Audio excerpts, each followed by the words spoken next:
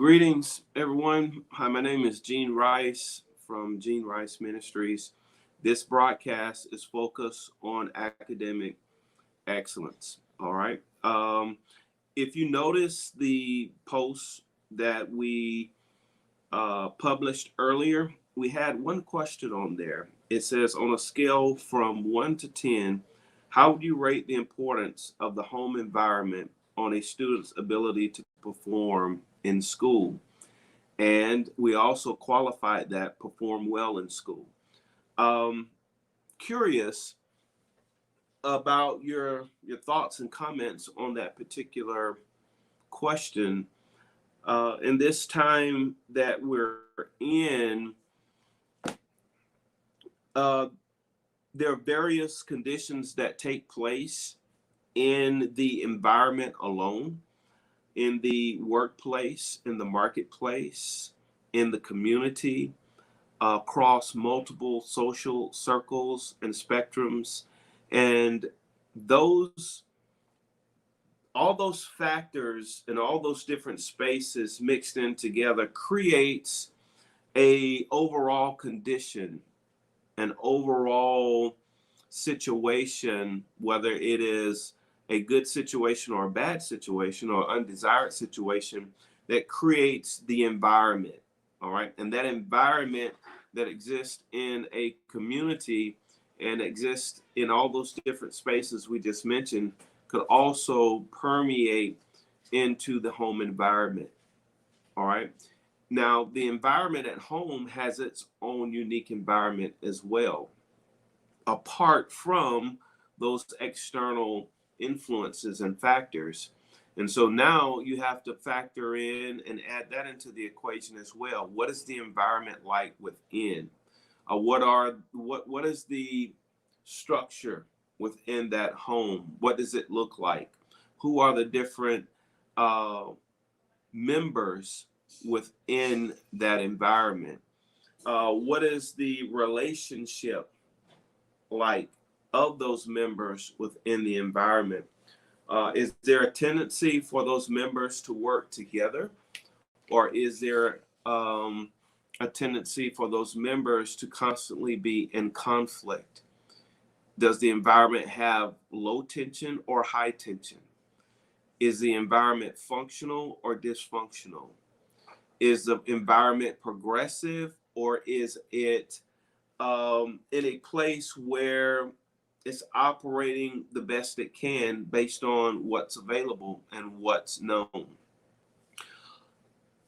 Just to take a moment and soak just that portion in causes us to think about, does the environment have a role, on our students' ability to perform in school? Um, when a student finds themselves in a particular environment, what are those experiences like? What are they hearing? What is the language? What is the literacy? What resources are available within a home environment? Um, what what type of flow exists within the home environment? Is there a routine?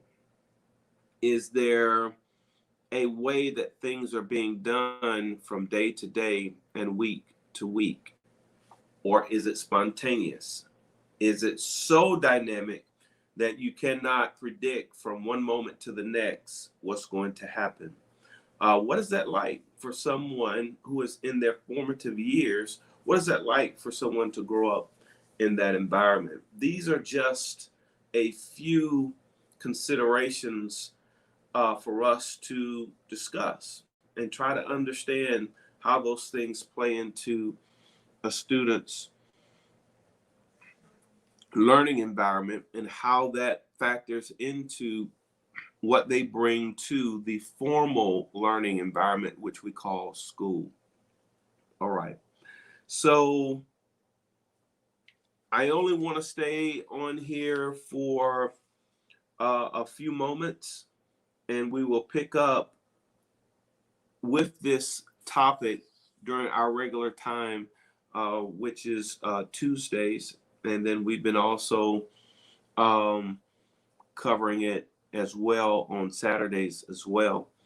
Before I get into that, here's what I want to do. So, anyone had a conversation with my son at the close of the week last week, and we just had a reflection point. And they started school on the 10th of August and just completed the 4th week of school. If you just count, basically, even though it started on a Tuesday, but if you go from Monday to Monday, so far they've completed 4 weeks of school, 5 weeks remaining.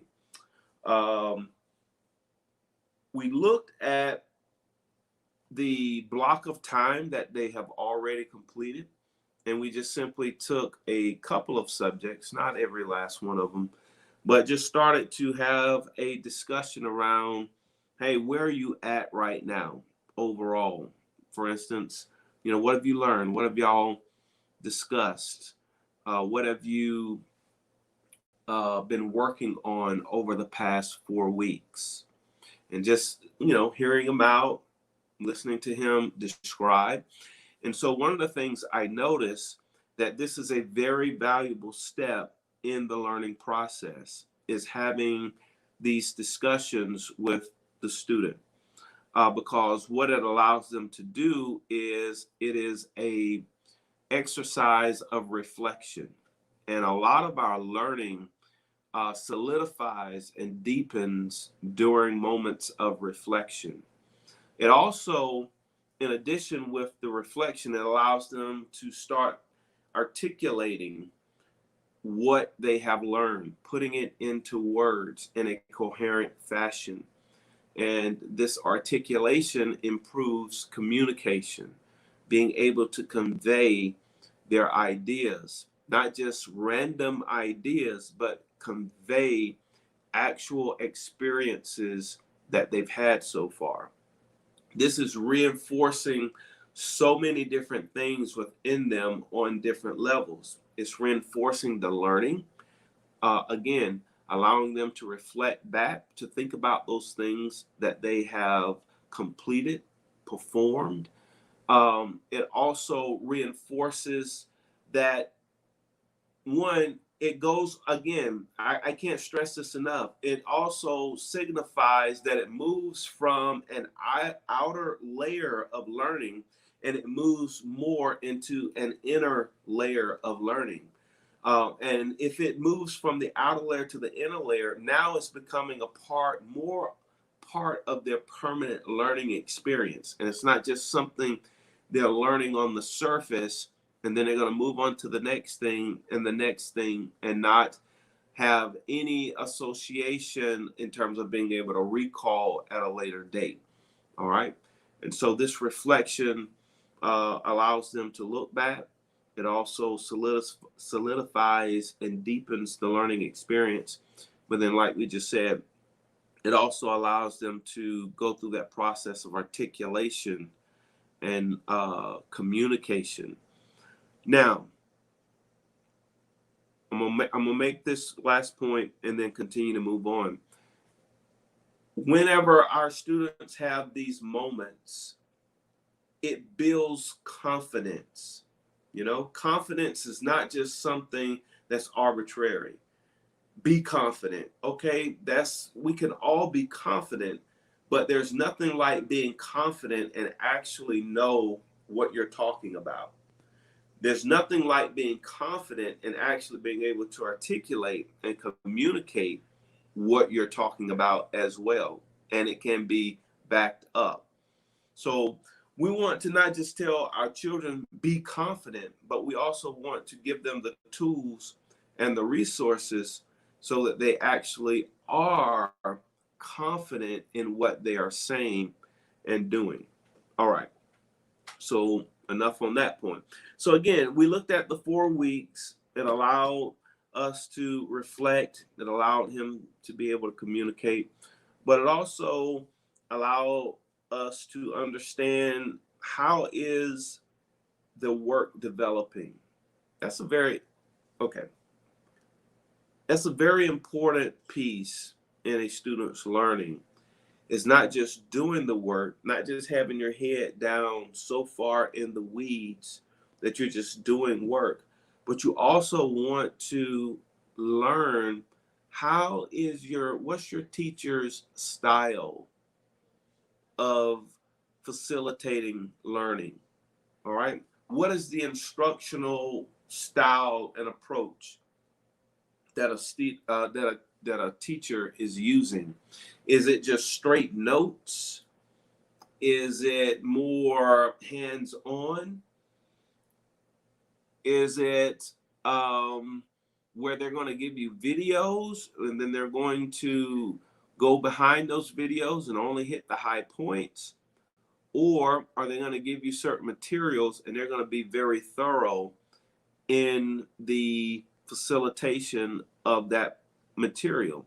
It's important for our students to understand what type of teacher they have and their style and approach of educating. There's some teachers that are probably going to give frequent assessments along the way to check learning. There may be others who have a different approach and a different style to where assessments are more infrequent. They're not as often, all right? And so for a parent, it's very important for us to understand that as well, so that if the checkpoints in terms of assessments are more infrequent, well, maybe we need to institute certain checks along the way ourselves that are more consistent and more frequent, so that we can gauge how well a student is progressing. All right. That's very important, because you don't want to go 4 weeks into instruction only to find out that when they're taking a major exam or a major test, or they have a major project that is due, that there are certain gaps that have existed in the previous weeks. It's important to institute different checks along the way so that we can identify those gaps and deficiencies early, and then create a plan to address those areas. All right. So I thought that was very insightful what we did over the weekend. All right. And then not only does it allow you to reflect back, but now you can also start to project forward. We have 5 weeks remaining. All right. That 5th week is probably going to be a week where maybe tests are going to take place during that week, or maybe it just could be a closeout week and prep for the following 9 weeks. So we really want to focus on weeks, really want to focus on where we are now. So moving into week 5, really want to understand what are the requirements, because now it's almost like you're really into the flow, you're really into the instruction at this point. And where's that culmination point? Is the culmination point around week 6 and 7? All right. Or is the culmination point around week 8? And we know somewhere around week 8 or 9, there's going to be some type of unit or summative assessment that's going to take place. So it allows us not only to start making sure that our student is on track and making progress, but it also allows us to understand what lies ahead and to ensure that they're properly prepared for those requirements that are forthcoming. All right. So that's just an approach that we use that I call creates a shaping effect, so that we can build the right atmosphere and environment for a student to really progress and really get the work done at a high level. Because when they are thinking about the work that they're doing, They're thinking about the training and instruction that they're involved in. They're already operating at a higher level than the average student. All right, already operating at a higher level, because now they're starting to understand the teacher's style, the teacher's approach, how assignments are given. They understand the different types of questioning that the teacher is administering, and then they can better prepare for that environment and that instruction. All right. So just want to highlight that, and then closing, and we'll pick this up in our session on tomorrow. We're going to, at the top of the hour, we address the fact of some areas that could play a role in the home environment and how that home environment translates to a student. We're actually going to have a discussion on that in our next broadcast to explore how that's possible and how that may be taking place. And then if the home environment is not necessarily aligned with the formal environment, how can we leverage the home environment, even in its current states and even in its current conditions? How can we leverage that environment to still create the right conditions and the right support so that a student can still learn and make progress regardless of what environment that they're in? All right, it can be very challenging, but if our plans and if our thoughts and consideration is inclusive of what the environment really looks like, the conditions that really exist, we can actually create something that's very unique, but something that is very effective, that still gets the job done and capable of, like I said, being able to take something that typically will be viewed as negative, but actually turn that into something that is actually as positive as it can be. All right. So real quick, if you look at the screen below, we have the 60-day academic excellence program. You can enroll your student today. Upon enrollment, 60 days from that date, we're going to work with them. All right. We have 5 scholarships available.